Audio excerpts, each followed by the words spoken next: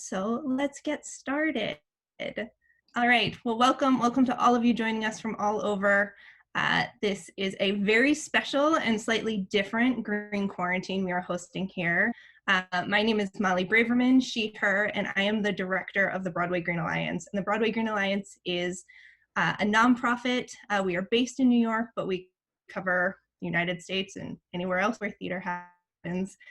With a mission to educate, motivate, and inspire the entire theater company, the entire theater community and its patrons to adopt environmentally friendlier practices.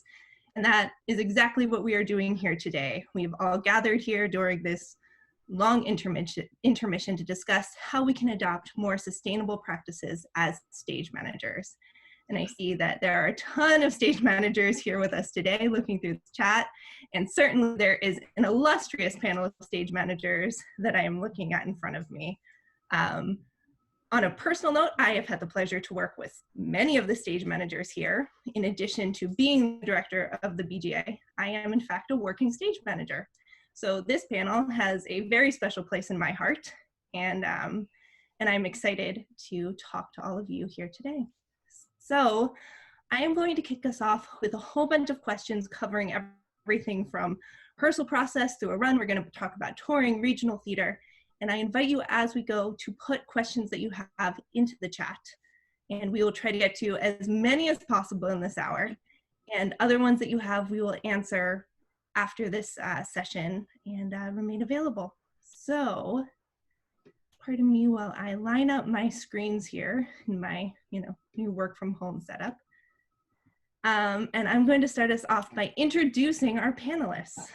So in alphabetical order, we have with us today Marjorie Horne, who, in addition to being the production supervisor of the Tony Awards, is, in my opinion, has an even greater title of serving as a BGA steering committee member. So has been with us since the beginning and is a fantastic addition and will have a lot to share with us today.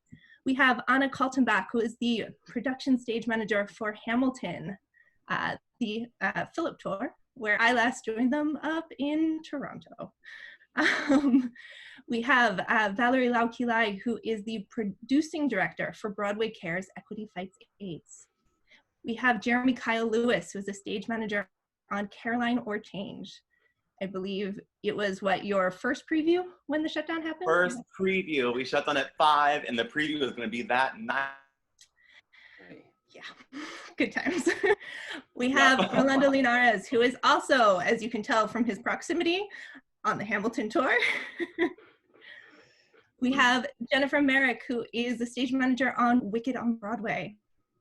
And we have Matthew Stern, who is the producer for the Broadway Stage Management Symposium. I'm sure many of you here know him from that.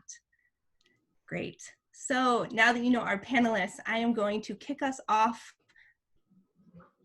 the beginning of our process here, talking about the rehearsal process and what can we do as managers to bring our sustainable practice into the very beginning, from prep week through the rehearsal process.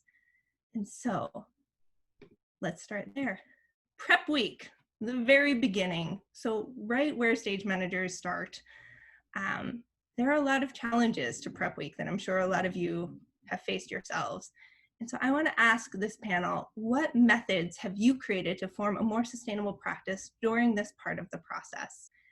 I am going to open this up by asking Anna, what are some of the strategies you have used? I think as much as possible, having materials that you can reuse is really valuable. And I think to a certain extent that lands on the general managers and the producers a bit more than the stage management team. But I just recently did the AIDA developmental workshop, and Disney just pulled a road box from storage and filled it with office supplies from their office and provided it to us, so we didn't have to buy a whole bunch of new stuff. I similarly did a reading for Fifth Estate a couple of years ago, and they had a bin, they had a stage management kit that was reused for multiple companies, including taking binders back at the end of the reading and being able to reuse the binders.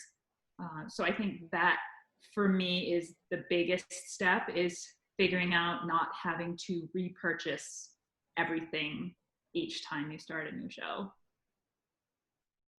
That's great. That makes a lot of sense. Yeah, Marjorie. So I'm in a interesting situation with the Tony Awards, and 10 years ago, I guess, 8 years ago, a little while ago, we have the same people in the office. We change our office every year for the most part. Sometimes we'll have the same office 2 years in a row. But I took over as became the green captain of and we're in the general manager's producer's office. So we started very slowly bringing in green elements, recycling bins. We had a shelf with corks and batteries and everything. And the guy that was our office manager got it. He had a very good time. The next person that came in, she also did that and added to it. And then over the years, slowly, they redo the bind. We use a lot of binders.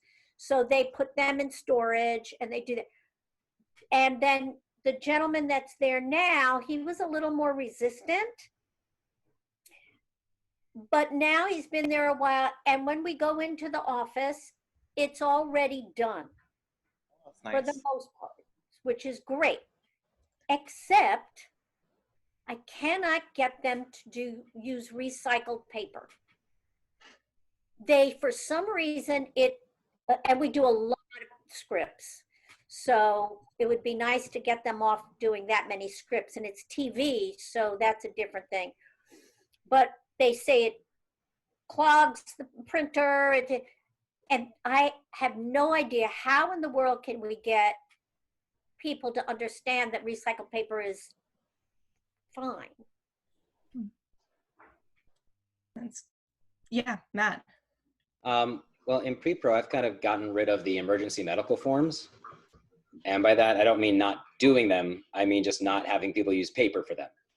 So I really embrace the Google Forms.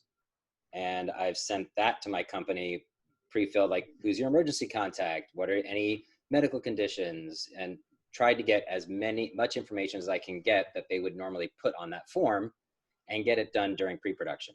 It automatically populates a spreadsheet for me, and I've got everything there. I also do the lunchtime vote that way. And especially on developmental projects, I also am able to get all their conflicts, because what you usually get from, company management, general management isn't always everything they've said. As we know, they'll bring it to you and be like, oh yeah, by the way, I have this and this and this too. Great. Here's the form, put everything on the form, and then we don't have to deal with paper, and I can see it all at once. So and you can do a Google survey anonymously. People don't have to put their names in for something like the lunch vote. That's a great idea.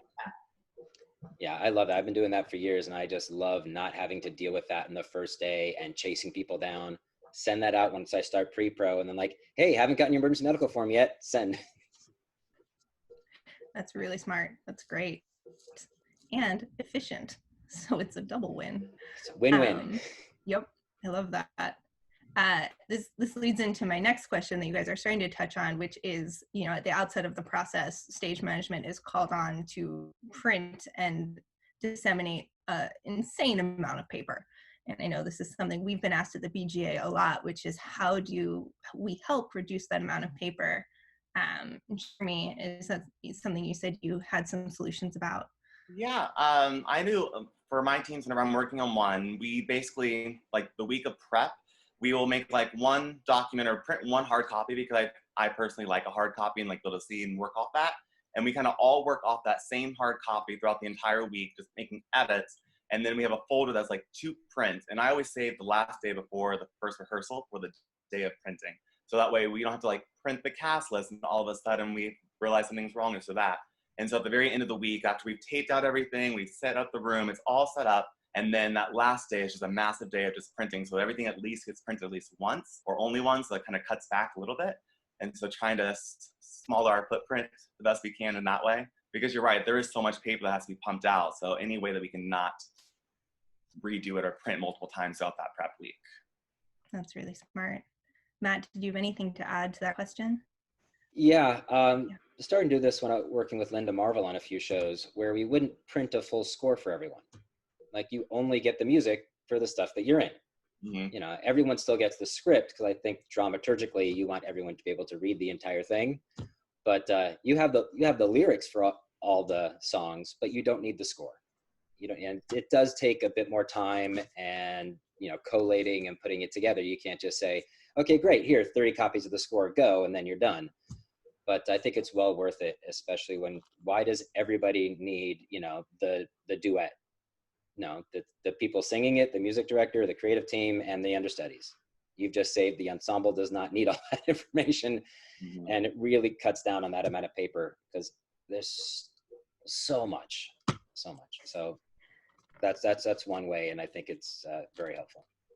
Also, if it's not a new play or going to be a new working process, doing the script double-sided. I know that's gets hairy whenever it's a new play and like replacing pages left and right.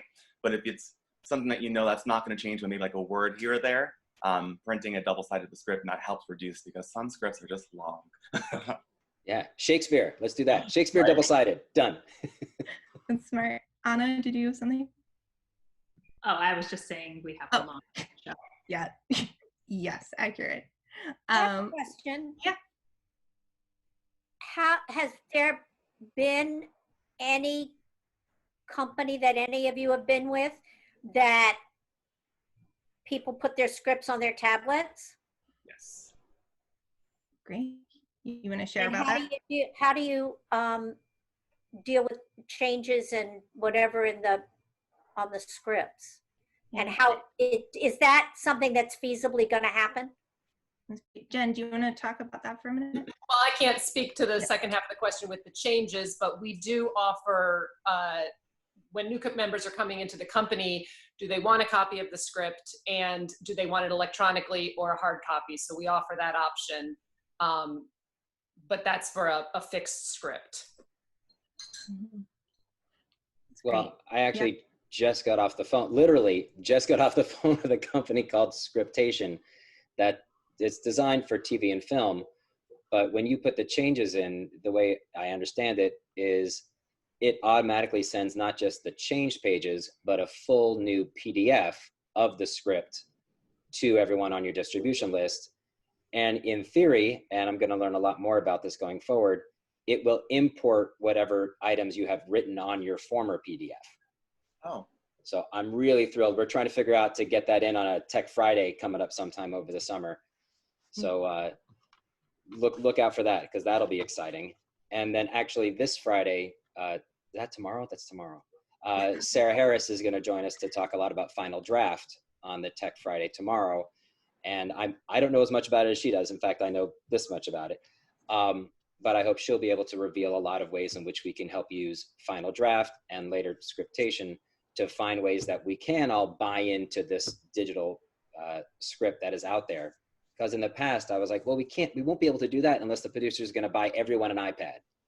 Well, we're kind of almost there where everyone has at least a device they're happy working on. I mean, even just doing Sideshow, we had actors taking notes on their phone. You're like, that would never, like, really? That's the way we do it now. I mean, yeah, okay, I'm in notes and on my phone. Like, well, you assume they're working. So I think that tipping point is coming. And I think we're not as far away from it as I once thought we were. So there are applications out there that can help us as long as we can get enough people to buy in. It'll be exciting. Yeah, that's really interesting and exciting. All right. So next controversial question. Has anyone on this panel called a show off an iPad? Yes. All right. It wasn't an iPad. It was a computer. And it was exciting. And I credit Josh Halpern for that, for bringing the digital call desk. I was like, yeah. I give him all the credit in the world because we did Baby It's You together, but he did this on West Side Story. He did it on Big Fish, where he's just, I'm not in paper, I'm in the computer. He's got it all set up in tech. He's as fast, if not faster than you would be in paper. And It's exciting. It takes a bit of a learning curve, especially in the tech process, because no one ever wants to wait on stage management. So if you can be as fast, if not faster on the computer, kudos, that's great. You need a really good backup system, because you don't ever want to be like, oh, look, I just lost all the work we did the last couple hours of tech. That's horrifying. Your producer is going to kill you. You're going to redo something. The idea of just being able to scroll and not having to worry about where the page breaks fell was great. All the arrows, like, turn fast, turn fast. You never have to do that. You're just like, and I just scroll, and it just easy rolls, and it's so pleasurable. You can sit in a chair like this and relax and call the show. The challenge, though, is in setting it up properly, you still need to have a paper backup. Because, of course, I was the sucker who had it happen twice where it crapped out on me. Fortunately, it was the beginning of the show. Like, okay, reboot, boop, paper. Okay, next cue.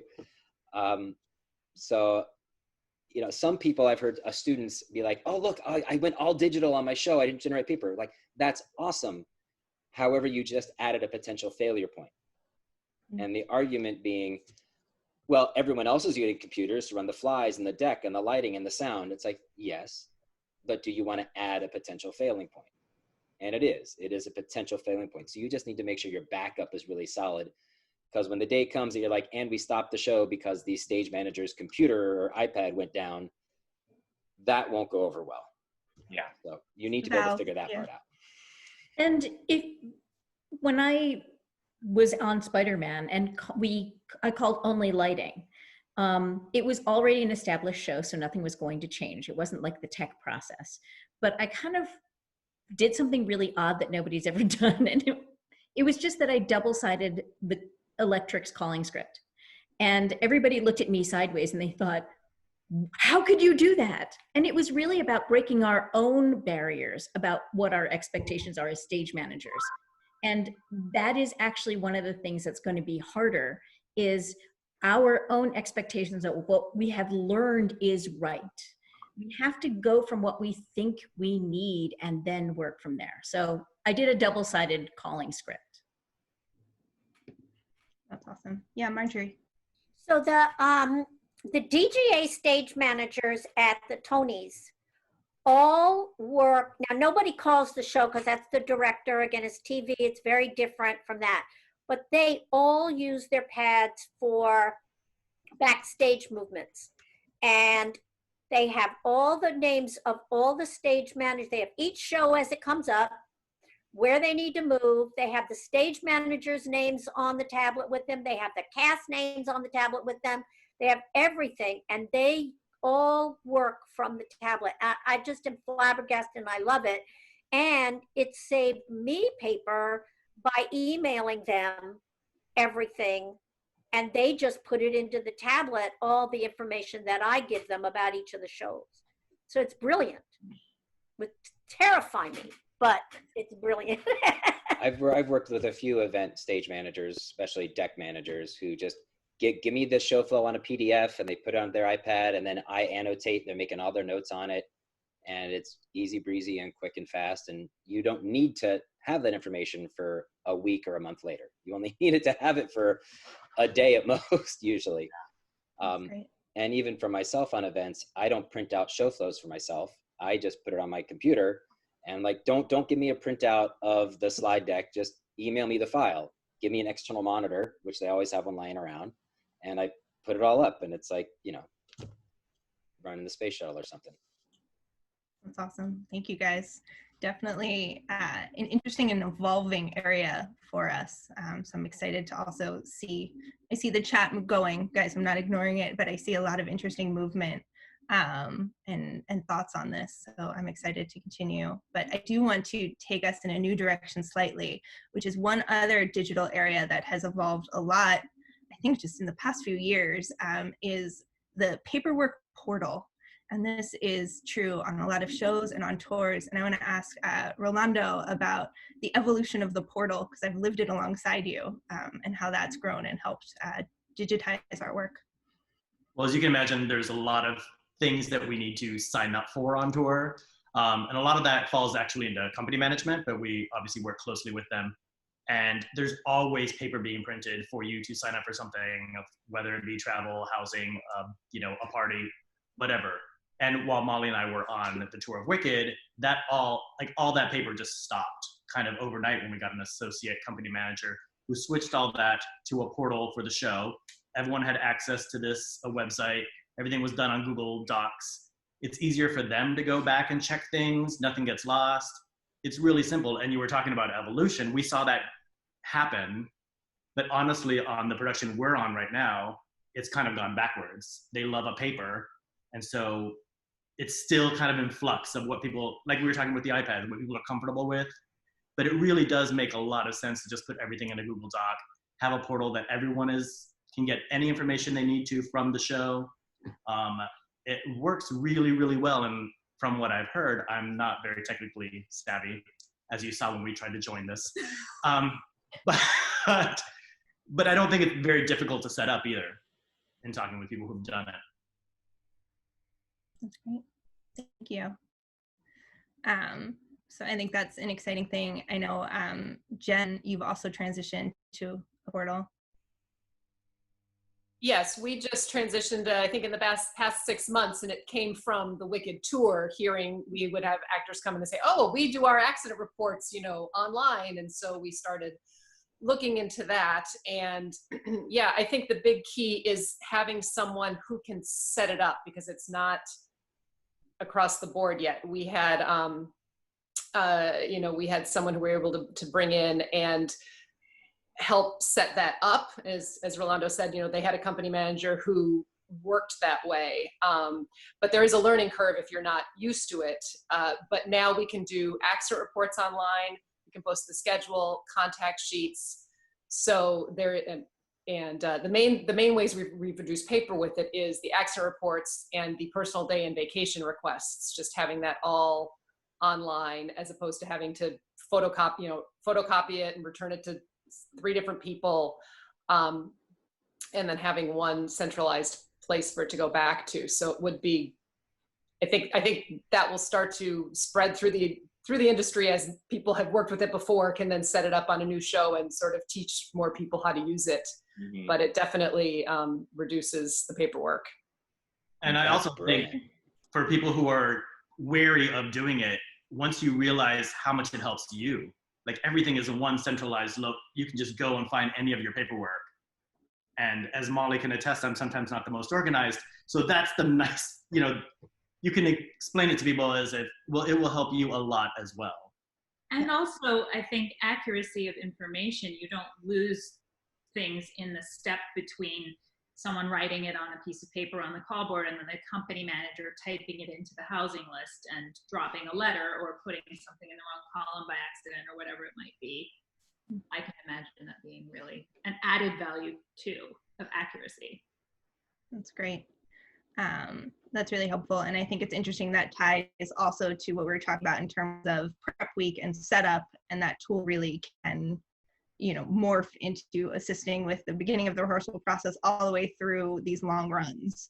And I'm excited to see that continue to grow. I know there's Jonathan Bach is on this Zoom. If you want to identify yourself in the chat, you've been instrumental in helping set this portal for a bunch of shows. If people have questions, I've called you out to answer them.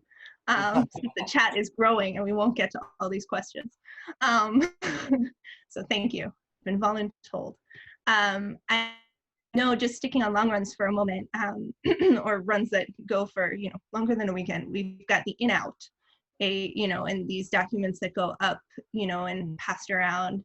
I know, Val, you have some thoughts, and Jen will go. Val, do you want to talk about that? I mean, and also a lot of this hinges on flexibility, resources. So back in the day, back in the 90s, we used to having close proximity and not necessarily a lot of networking or good Wi-Fi in the building up at Lincoln Center.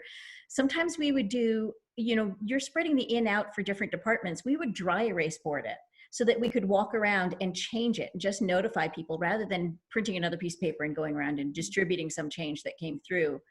And another option is, I think at Sleep No More, they actually use a Google Sheet so that it can change, and they just text everybody and say, check the Google Sheet if there's a change on it, because they are spread out over so many different floors and have so many different parameters of changes that they can keep that as a live document, and it continues to change during the show. And people can just say, there's a change, check your Google Sheet for the show. Yeah, I mean, we often do a lot of texting to, here's the big text chain, this is who's in out in advance of arriving at the theater to share that information. But then we usually do the paper one as well, which is kind of redundant. I'm really waiting for the day where everyone could have a monitor mounted at every department, and you can just send a push notification and it just shows up at everyone's screen. Now, someone out there may be able to set that up. I don't know how to do that, but I think I would love it. But if they're all hooked into a Google Sheet, you could even have it live, and they could have it on their phones. So even if they're not in the wardrobe room, but they're on stage, they can figure out what they have to run back and go get. Right, but you do need Wi-Fi. You do need Wi-Fi? Yeah, as opposed to it was a closed network, you wouldn't necessarily need to go out to the cloud and back. It could just be in-house. Jen? I mean, we still do a paper one at Wicked. It gets distributed. I mean, we have to print 22 copies and distribute it around the building, but we print it entirely on reused paper. So we're not using brand new paper for it. And we put as many on a sheet as we can. So if we can, if it's a short day, we can get, 6 to a page, 8 to a page. And it's sort of a joke about like, how much can we how many can we squeeze to a page? So even though we haven't made the step to making it digital, it really, I feel like we've reduced that footprint pretty well, that we're not using new resources for it. Great. It's one of the and you don't lose the fact of walking through the building and distributing it and it being posted so people can just, actors can just take a look at it rather than getting out on their phone if they're not carrying their phone with them.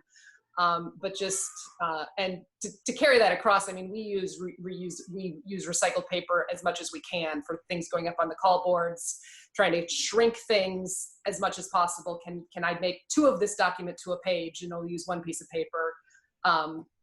And just, playing that for all the things where you actually do have to post it, but using old, using previously used paper for that to try and minimize that. Mm-hmm. Great. Yeah, Anna. We have kind of a hybrid situation. I contacted everyone who was going to get the in-out when the tour began and said, can you receive it via text or do you need a paper copy? And because of some of the complexity of the number of people in our show, there are a couple departments who like to have the paper copy to make notes on, but we only print 6 copies that go to the call board, wardrobe, sound, call desk, and then everyone else, the other 22 people, just get a text message. So we're kind of halfway. That's great. Awesome.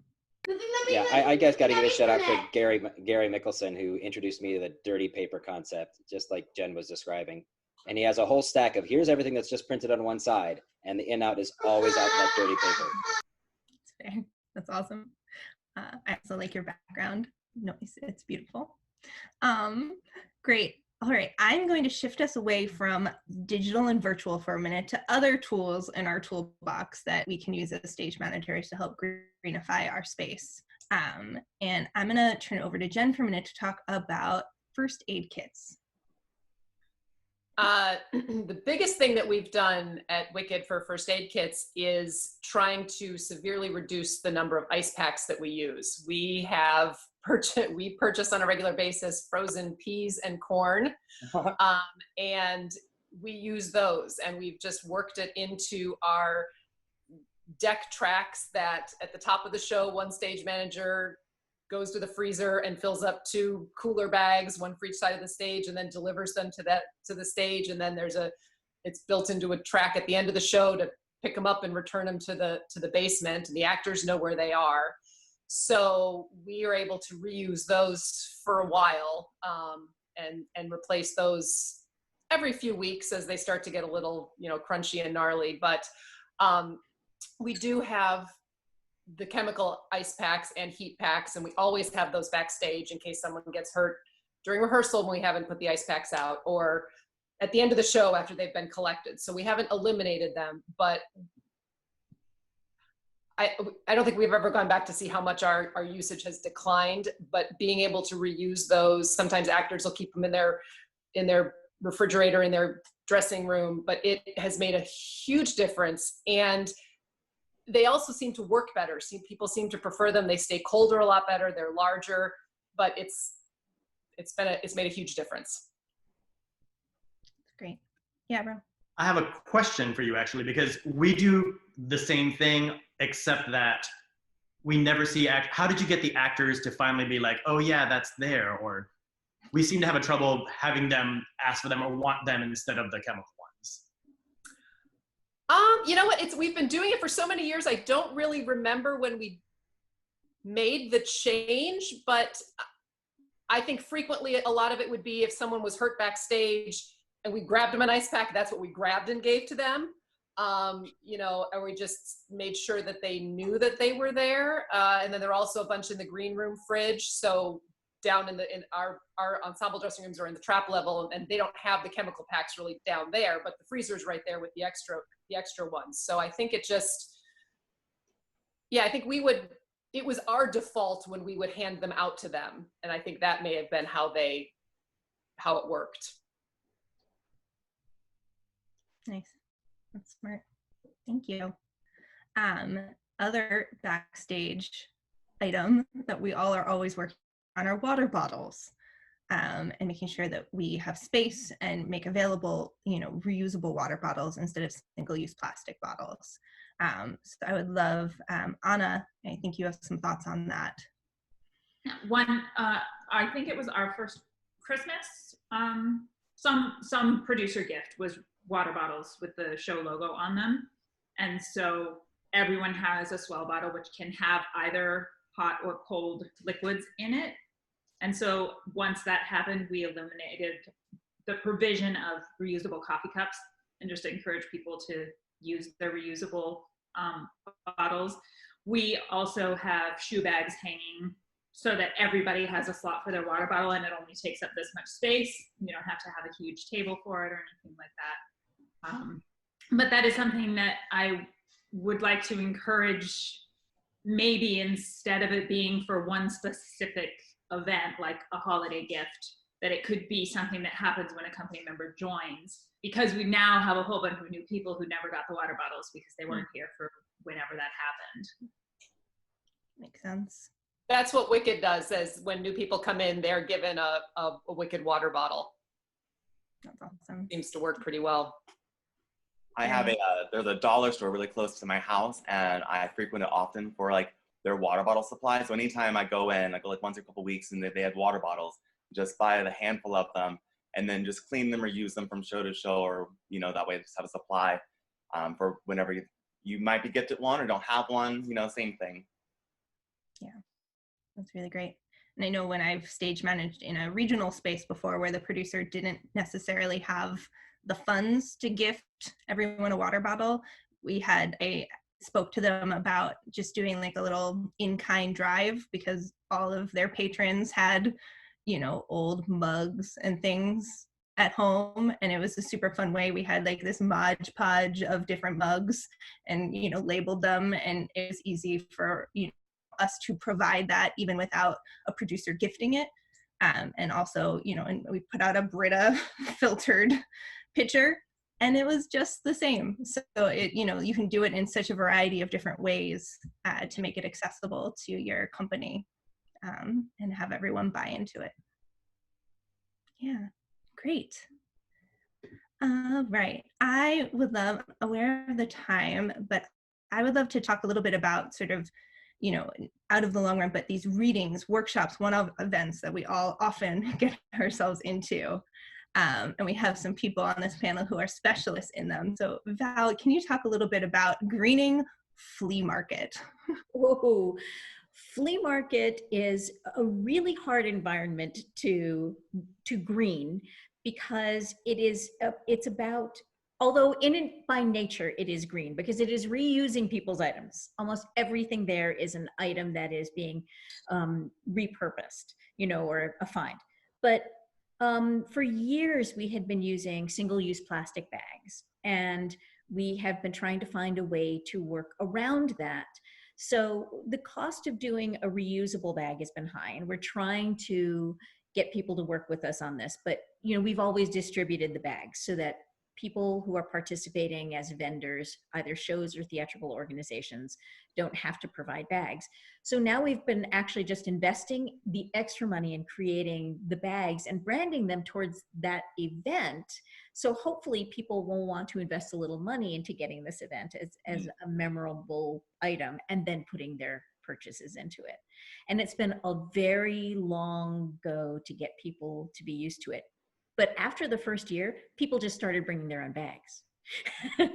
So it was really helpful because people, audience participants, participating in this were starting to help greenify it just by the nature of doing that. Also, because it's a one-day event and it's outdoors, all the signage, not all the signage, but most of the signage had to be created by really durable paper, which meant that we ended up investing in a lot of the printed items being on Tyvek because it was waterproof. But as you probably know, you can't throw Tyvek into the recycling bin because it's waterproof. You can't break it down to a pulp. So, and Molly's been, and Chrissy have been very patient with this because I will try to gather as much of the Tyvek together, roll it up, because I'm so certain that someday we're going to find somebody with the right kind of sewing machine to turn these into reusable bags. But in the meantime, it is something to be conscious of about what we're doing outdoors. And also when we go do signage in different areas when we do an event, just directionals alone. A lot of people do directionals that they laminate so they can reuse them. A lot of people, and then just put the arrow or draw it on and wipe the arrow off when you leave town so you can use it in the next stop. But for us, because we're in different venues with different nomenclature, and also because our director of communications insists on branding, we just relinquish the concept that across the boards that everything needs to be laminated. Like we have to take the stage manager in our brain and kind of take that stage manager and toss her out for a minute and go, we have to just think that we can recycle these things and reduce the lamination, including things like credentials, because we've been trying to find the happy medium to move to a credential that we can reuse without laminating it, like that we can use, that it's durable, that's not laminated. And so for a while we tried going to a little tag, plastic insert tag, and for a moment we thought magnet badges would be a great idea, but we have so many people who we can't do that to because you can't put a magnet badge on somebody with a pacemaker. So these are things that we have to stop and think very carefully about. We're still in the process of figuring out what's the best solution, but there are things to be mindful of that sneak up on you and turn your world upside down. And that was one of them. Thank you. That's helpful. So many things to think about. That's great. Marjorie, do you have things you want to add about events? You certainly do an event. I really don't. I have more of a question. It's like when you're working in the hotels and you're only there for the day, or you're there for, sometimes I get to be somewhere for 4 or 5 days. What can you do to, one of the things that's good is that the hotels do provide glassware for a lot of stuff. So that's recycled, which is great. But you don't really have the option of making them green. So does anybody have any ideas of what to bring, what to put in your kits for these kind of spaces, or to? As far as your experience at the hotel or the event at the property? Both. Well, yeah, because they go in and out so fast. Yeah. Well, for me, I when we used to be able to travel, I would travel a lot, and the simplest thing I would do is I never have housekeeping take care of my room. I walk in, do not disturb, don't change my sheets, don't deal with my towels, don't do anything. You could do that all when I leave for the next person. So that's just one personal way so where that's okay. That's good. And I also travel my own fork and spoon. I have a little kit, a little camping kit that just goes in my backpack, goes everywhere with me.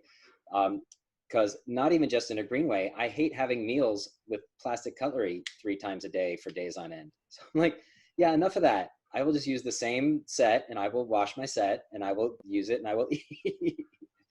Because I like to have snacks. Anyone who knows me knows I like to eat. You know, Jen, I remember from our time on Wicked together, there'd always be some sort of a food around. You'd have to eat. You have to fuel Matt. That's what he needs.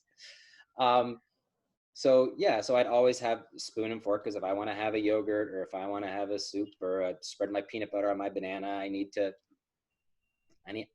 those are 2 simple ways, just personally. Personally. Yeah. That's really helpful. And I think that's Europe great. gets a much bigger challenge with events, and going back to the bottled water conversation, you know, people don't want to share and putting glassware on stage. And I've done some events with like, this is a green organization. There will be no plastic water bottles anywhere. And so then you go to boxed water. So that becomes the also one of my favorite jobs ever has been, which I think is really great, is that like CGI, Clinton, and this other show, that the other event that I did, the summit, Concordia Summit, we had mugs for everybody on stage, and they were shifted out for every panel, and the panels happened every 20 minutes to a half hour. And I had to carry those mugs out, but the fact that they were mugs and not plastic water bottles was great. And so as much as you can afford or not to be able to do that and not have to put plastic water bottles under everybody's seat is one way to get that to happen. Yeah. And someone mentioned in the chat about reusable straws, and that was the State Managers Association holiday gift last year was a reusable straw to everyone. So I'm still using mine. That's really cool and helpful. So thank you for reminding us about that. Yeah, that's great. And I also want to shout out to, again, Jonathan, for reminding me to mention that the binder project, which is the BGA binder project, is available to everyone. Now, granted, it is based in New York, but that doesn't mean that other groups in other regions cannot start the exact same project. It's proprietary. So the binder project it's a binder lending library. Something we've talked about here is the reuse of resources, right? And not everyone can house them. So at the BGA, we have empty binders. It's a library of empty binders that is free in normal times as soon as business can restore to anyone who wants to come and give or take a binder. And you'll see it actually has a little library card in it. You can see who used the binder beforehand. Yep. So it's really fun. You never know whose binder you're going to share. So cool. And other regions I know have, and universities and other places have set up similar systems. So if this sounds exciting to you and you live somewhere not in New York, think about if there's an organization or a place that might be able to house something similar.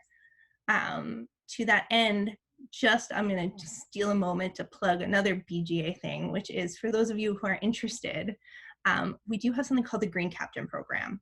And so what that is anyone who wants to, in a production, in a theater company, in a space, who's motivated by this conversation and wants to keep doing this work within a community, who wants to be a part of, another supportive group, can become a Green Captain. It's volunteer.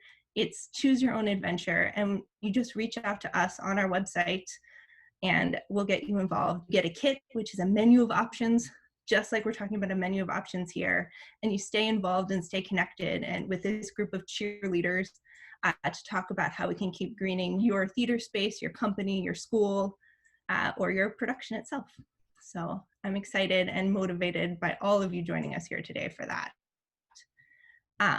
With that, since we started talking about travel, when I turn it over to Anna and Rolando to talk a little bit about what it's like to green specifically on the road. What types of challenges have you faced specifically on tour, and what are one or two of the solutions you found? Go ahead. Small little baby topic for you. One of the big things is finding the recycling in the theater. We have had cities where we've taken it back to our hotels because they recycle at the hotel, but they don't recycle at the theater. We had one city where our dance supervisor took all of the recycling home from our office because we didn't have it in our places and there wasn't anything at the theater, but she was staying in a house that had recycling. So we've had to be kind of creative with that. I think definitely it's something that we make a point of, and we now have a green captain on our tour, one of our musicians, and one of her responsibilities that she wanted to take on was going to the venue when we first arrived, finding out where things could be recycled. If there isn't a way to do it, encouraging them to add that, and then sharing that information with the company, because sometimes too it's just that people don't want to go out of their way to find where to recycle. So that's one element of it. Obviously, traveling, you make a big carbon footprint. And so something else that we kind of have to keep in mind is how to travel in a more responsible way. Some of these suggestions about hotels, I definitely don't have my hotel room cleaned. I mean, unless you're somewhere for longer than a couple of weeks. But it is a big challenge. She also has she brought up a system where people take their hotel bottle, little like, whatever you have in the bathrooms. Toiletries, thank you. And she collects them all in a big box, and then we usually find a homeless shelter or some sort of organization to donate them to in whatever city, or when the box is full. That idea, credit to Sandy Hanlon-Kressler, who was the wardrobe supervisor on Mamma Mia. Sweetie is the one who got me started on that project.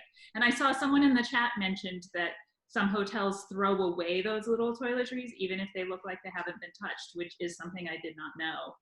So all the more reason to bring them in and be able collect to them and give them to the needy.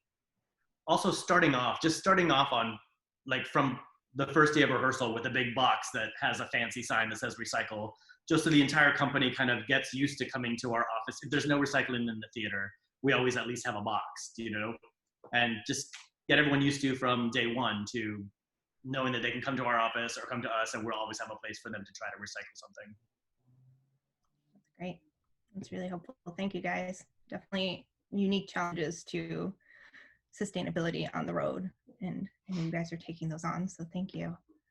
I think walking to work is another big thing. If I'm a mile or less from the theater, I will walk instead of taking a car or public transportation. We often choose our Airbnbs based on being able to use public transit. That's another small way, not directly related to theater, but a way that we can reduce our carbon footprint. That's great. I see that there have been a couple questions in the chat that are related to how these things are going to shift or are shifting because of the new current post-COVID world that we're in. And I want to address that. So much of what we're all digesting is what the theater is going to look like when we reopen. And I'm not sure any of us sitting on this panel can speak to that, can answer that right now. But I do want to let you guys know that, at the BGA, we are going to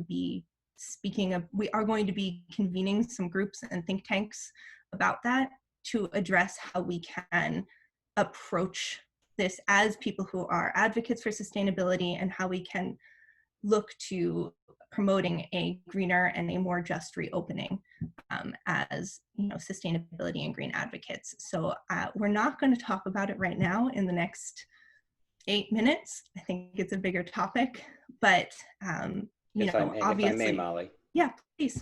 There is a blog that I wrote on BroadwaySymposium.com if people want to check that out, that discusses a lot of changes that we may need to implement, or at least to think about from a stage manager's point of view. That's really helpful. Thank you. People can go check out BroadwaySymposium.com. I'll try to put the link in the chat if I can find it. Thank you. That's really helpful. There's a lot of thinking going on about this, and we're going to keep talking about it all together. So I do see, thank you for all of these really helpful comments and for everyone talking to each other in the chat. We're going to pull all of that and include it in our follow-up. I see there's one question I want to address from everyone. Abby asks, how do you handle companies that push back against technology and electronic scripts? what is information that we can provide to show them that it is safe and secure to use virtual instead of paper? Does anyone have thoughts on that? Or especially, you know, I actually did, I addressed it, I replied privately in the chat. okay. I don't think you can push people into it. I think it requires guiding them and leading with love, because the more you push, the more pushback you're gonna get. I feel like a successful strategy is to do them side by side, which may be more work. But if we're able to show, hey, look, we did it by paper and it took 20 minutes to get everyone to do it. We did it digitally, it took 5 minutes to get everyone to do it. I think there's a direct moment there where you can be like, yeah, and we finished it and we didn't use paper and everyone got it and it's done. I think it takes time and effort, but that I feel is a successful strategy. Jeff Whitting from Stage Right tells a story about when he started doing his blocking application, Stage Right, and Steve Zweigbaum on the producers, very, you know, old school, he was taking his blocking by hand and Jeff started doing it digitally. And Steve was like, wait, did you get all that? He's like, yeah. It's like, well, what is it? Show me. And so then Steve started trying to use it and started learning the application, because you can't force people into it. You just have to demonstrate the value, and then they will see it. They're like, yes, it's good. Come, join us. Leave your field to flower. I think that's really great. You know, and it certainly speaks to one of the, thank you for the jazz hands.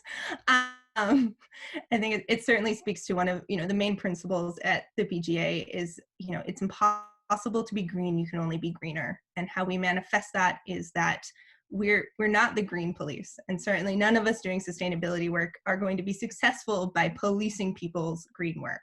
We meet people where they are on their green journey. And what we ask of each other, what we ask of ourselves, what we ask of all of you here today is to think about how you can be a little bit greener tomorrow than you are today, and going on from there. And that manifests and looks different in each of us, right? And that's going to look different in all of the people we encounter.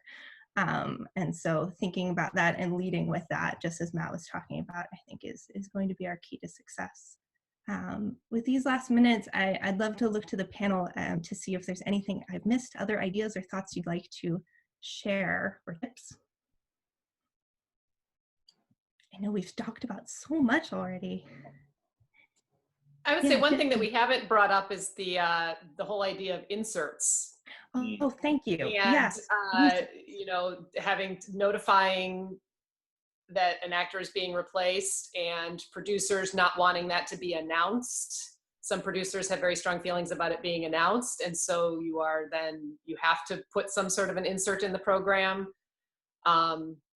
I don't know, I know Wicked prints their own and prints as many to a page as we can get, sort of like we do with the inserts, but I don't know how across the board that is, if most shows are doing that, or if there's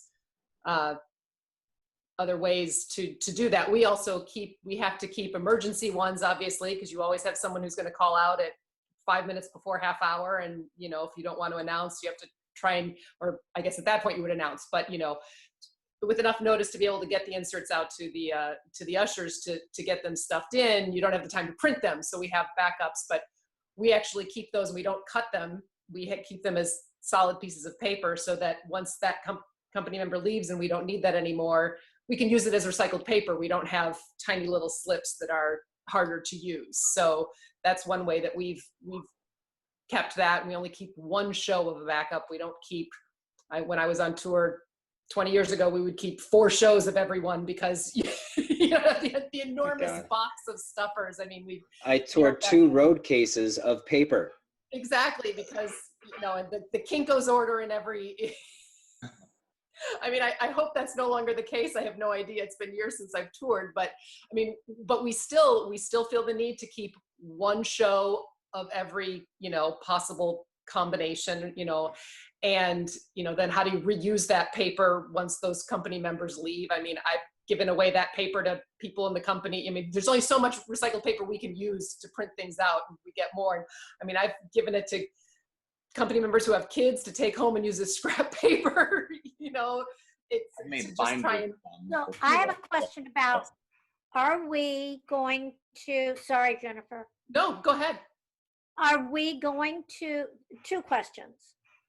do we have a solution for equity as the second thing? Is there a way, besides the announcement, we have the board outside, is there another way? Super if we can titles. come up with something that we can offer equity to negotiate with. Super That's titles. number one. Number two, what's going to happen and how do we feel about digital programs which are coming up and have happened a couple of times for some shows, which have been a nightmare for a lot of people, but that seems to be a direction that we're going to. Also, besides, if we can get Playbill Guy to give it up. I think the answer to your first question is super titles, just like you do in opera. But I agree, as a larger question, maybe we need to look up the ladder and change our system of working. So we have to change how equity thinks we have to notify the audience. We have to change how we deliver programs. I mean, GalaPro does now super titles on your phone if you are hearing impaired. So can we do the same thing? And agreed, with our programs. And we also want to look, and maybe it's about changing minds further up, a meeting with our general managers before we start rehearsal. Hey, how do you feel about the following things that impact how we do our jobs? Can we get you to agree that an announcement is a greener way to go, or some other things? So there are ways to look beyond the things that we as stage managers fulfill. And hopefully we can make those conversations as we start every new job so we can change the world. Man. I love that. Thank you. I'm going to end because we're at 2:00. And if I don't end promptly, there's 100 stage managers here. So that's not going to work.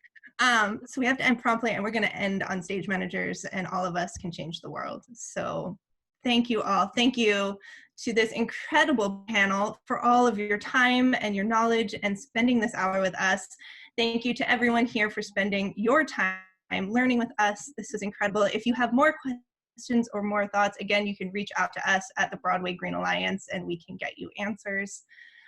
Join us every Thursday. We're doing this as part of our Green Quarantine series to continue our learning together. So you can find us here every Thursday at 1:00. Thank you so much, everyone. Enjoy the rest of your day.